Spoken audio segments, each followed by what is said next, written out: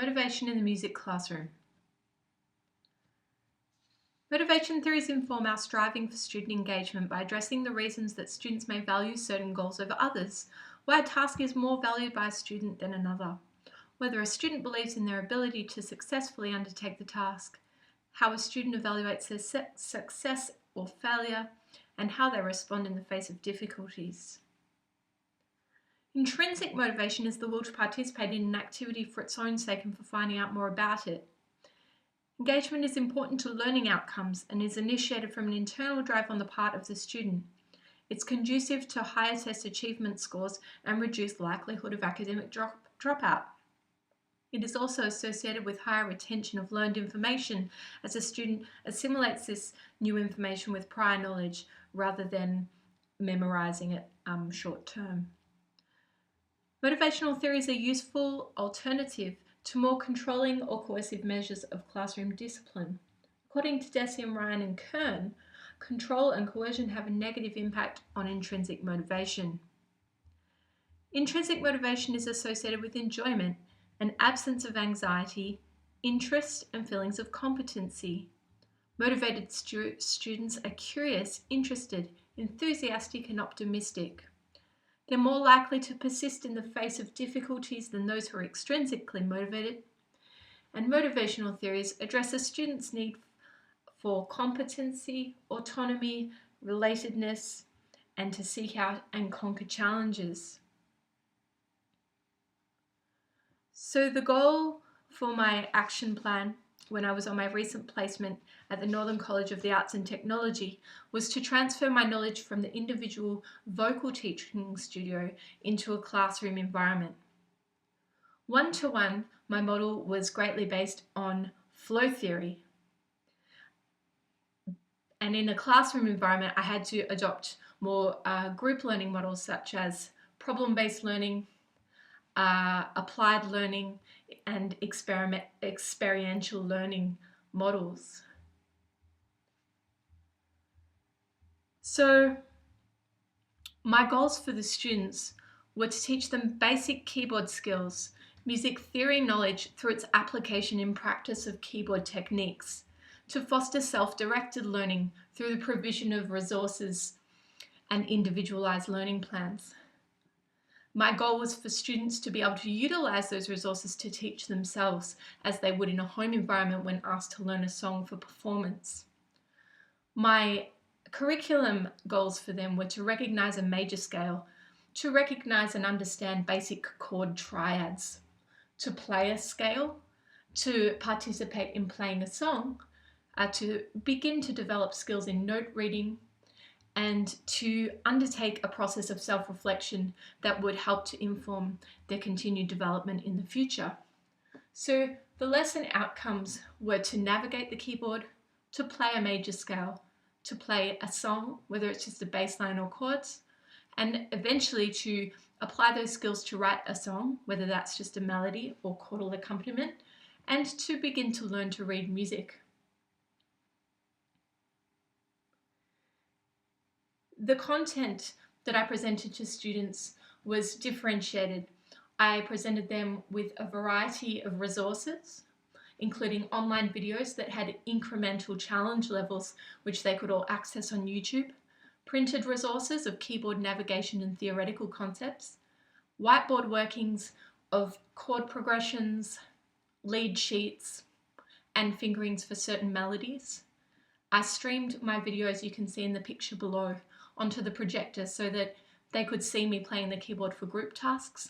I had a group play-along session for both technical and song elements and went around the room continuously to provide one-to-one guidance for students to progress in the tasks. Awarding students a level of choice promoted autonomy and self-directed learning, which is associated with increasing intrinsic motivation. So as I said, my teaching model is loosely based on flow theory, where you set clear goals to direct learning outcomes. And challenges are framed with these goals. As we encounter them and identify them, we search for strategies that are appropriate in order to complete the task at hand.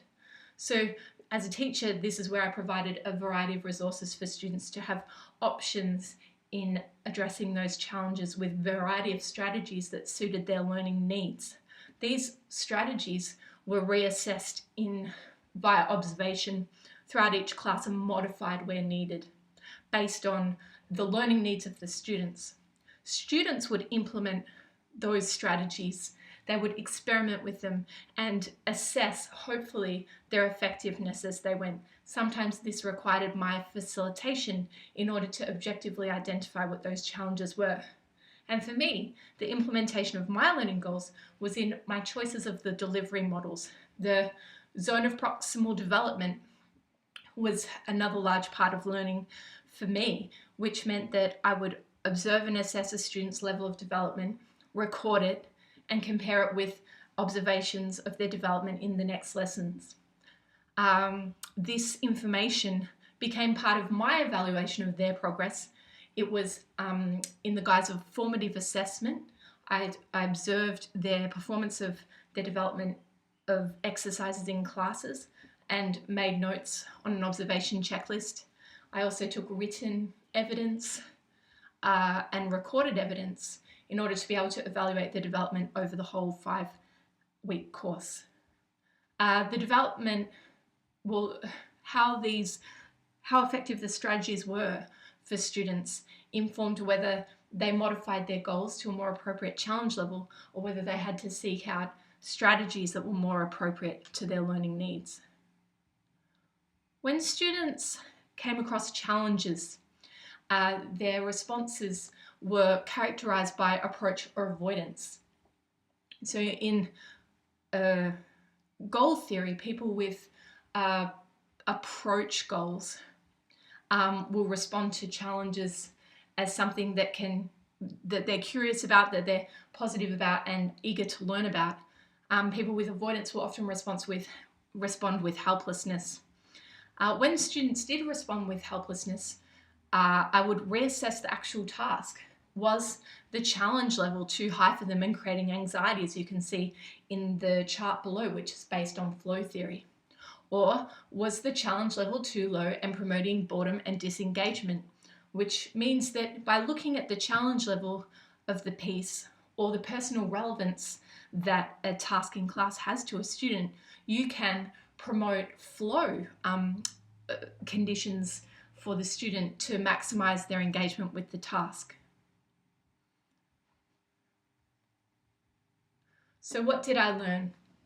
Over the 5-week Year 10 piano course that I implemented on my placement, I learned that it's important to keep curriculum and lesson goals clear and simple for students.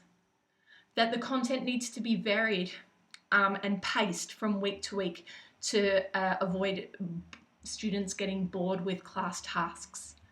Students need to be given enough time within which to complete those tasks, which mean there need to be less tasks within the class to allow for more time, and that requires an assessment on my part of what tasks are going to be the most effective to reach the goals for the learning program.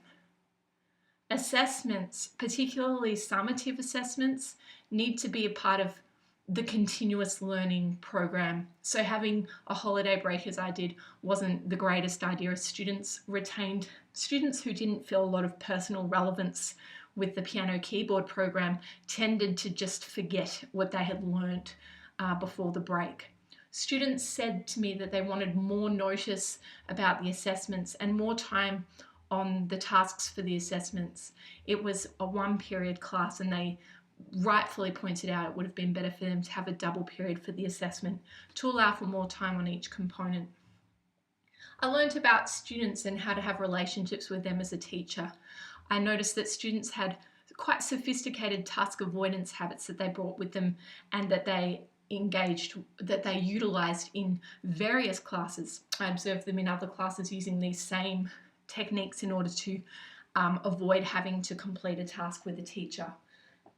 With these particular students, I found that it was important.